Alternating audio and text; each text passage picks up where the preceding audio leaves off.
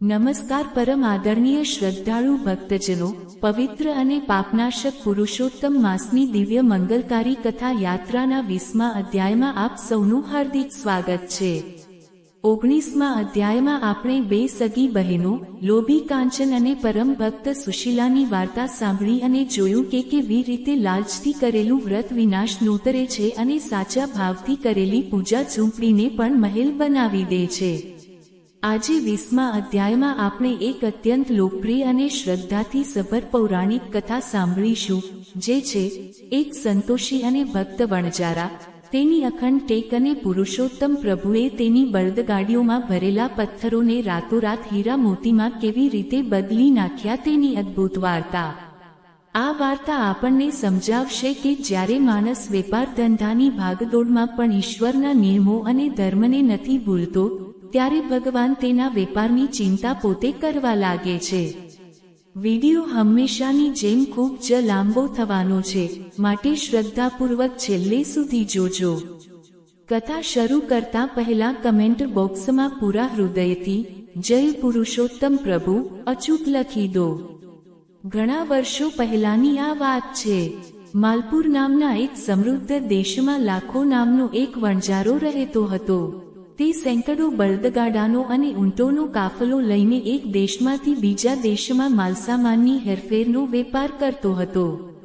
લાખો વણજારો મોટો વેપારી જરૂર હતો, પણ તેના હૃદયમાં જરાય અહંકાર નહોતો।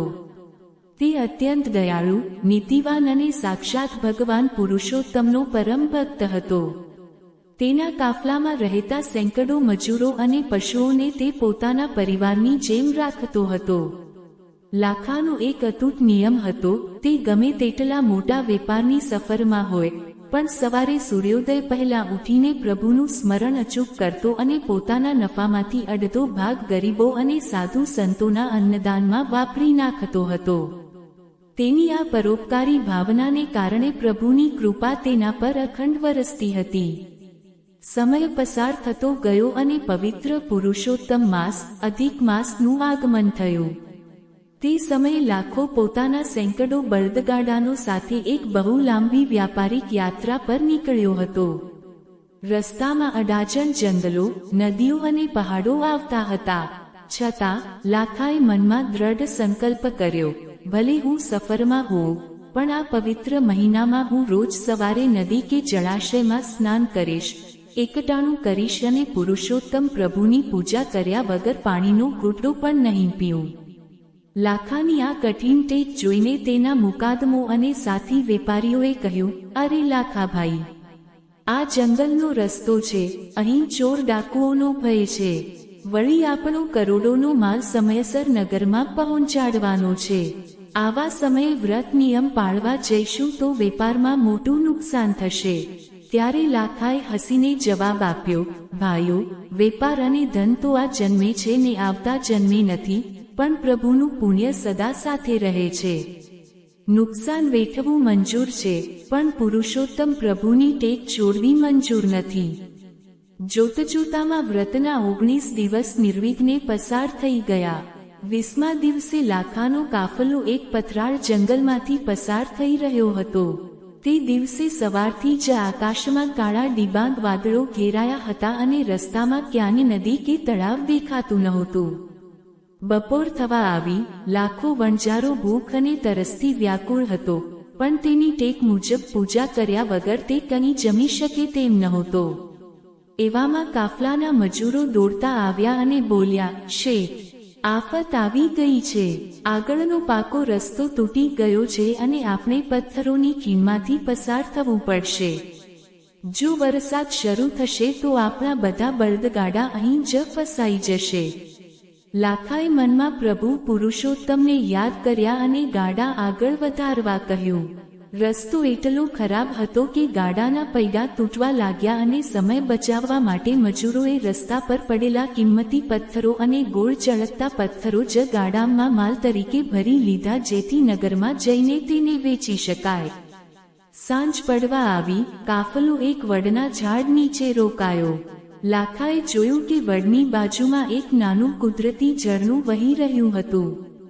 લાખો ખુશ થઈ ગયો. તેણે તરત જ ઝરણામાં સ્નાન કર્યું અને માટીના પ્રભુ પુરુષોત્તમની સ્થાપના કરીને પૂજા કરવા બેઠો.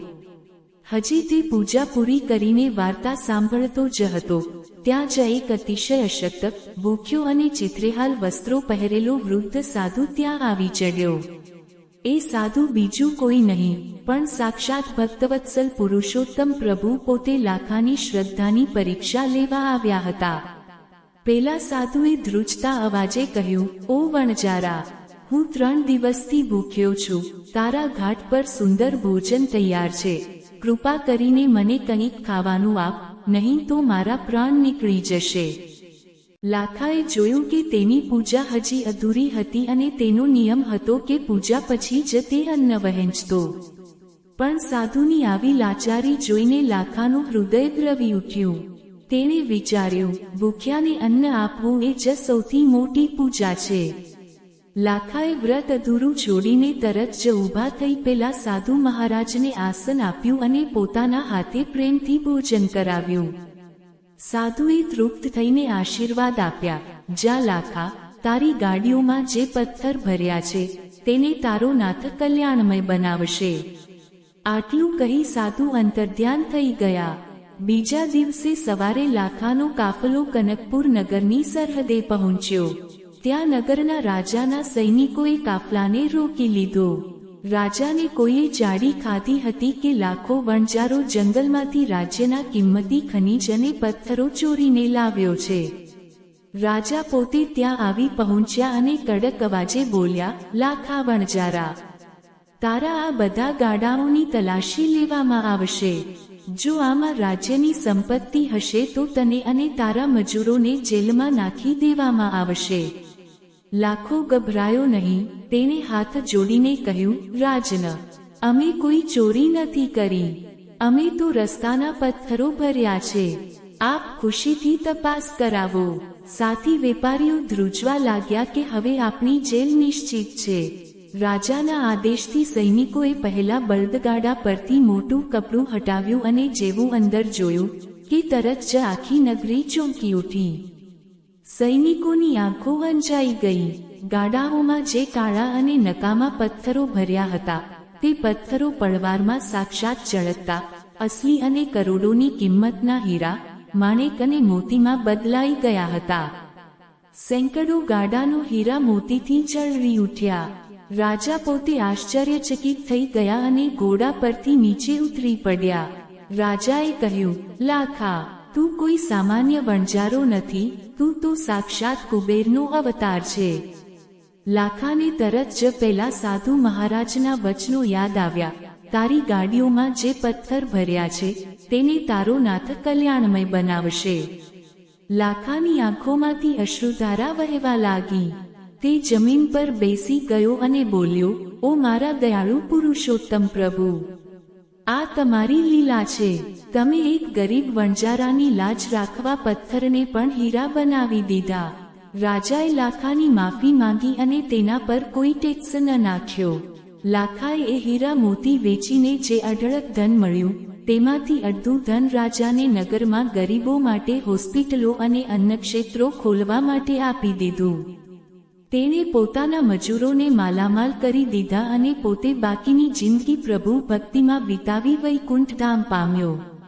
ભક્તજનો, પુરુષોત્તમ માસનો આ 20મો અધ્યાય આપણને એ જ મોટો બોધ આપે છે કે જ્યારે માણસ મુસીબતના સમયે પણ પ્રભુ પરનો ભરોસો નથી છોડતો અને ઈશ્વરના ભક્તોની સેવા કરે છે, ત્યારે ભગવાન તેના નકામા પથ્થરો જેવા ભાગ્યને પણ હીરાની જેમ ચમકાવી દે છે. સંતોષ અને પ્રમાણિકતા જ માણસનું સૌથી મોટું ધન છે. તો પરમ સ્નેહી મિત્રો, આ હતી પુરુષોત્તમ માસના 20મા અધ્યાયની લાખા વણજારાની શ્રદ્ધા અને અદ્ભુત ચમત્કારની વાર્તા. જો આ કથા સાંભળીને તમારા હૃદયમાં ભક્તિનો દીવો પ્રગટ્યો હોય તો વિડીયોને એક લાઈક જરૂર કરજો અને તમારા પરિવારના વોટ્સએપ ગ્રુપમાં અચૂક શેર કરજો. આના પછીના એટલે કે 21મા અધ્યાયમાં આપણે પુરુષોત્તમ માસની વધુ એક પરમ પવિત્ર અને નવી પૌરાણિક કથા સાંભળીશું. હવે કથા તેના અંતિમ ચરણ તરફ વધી રહી છે, માટે એક પણ અધ્યાય ચૂકતા નહીં. ચેનલને હમણાં જ સબસ્ક્રાઇબ કરી લો અને બેલ આઇકન દબાવી દો। બોલો પુરુષોત્તમ ભગવાનની જય, લક્ષ્મી નારાયણ દેવની જય। મળીએ આગલા વિડીયોમાં। ધન્યવાદ।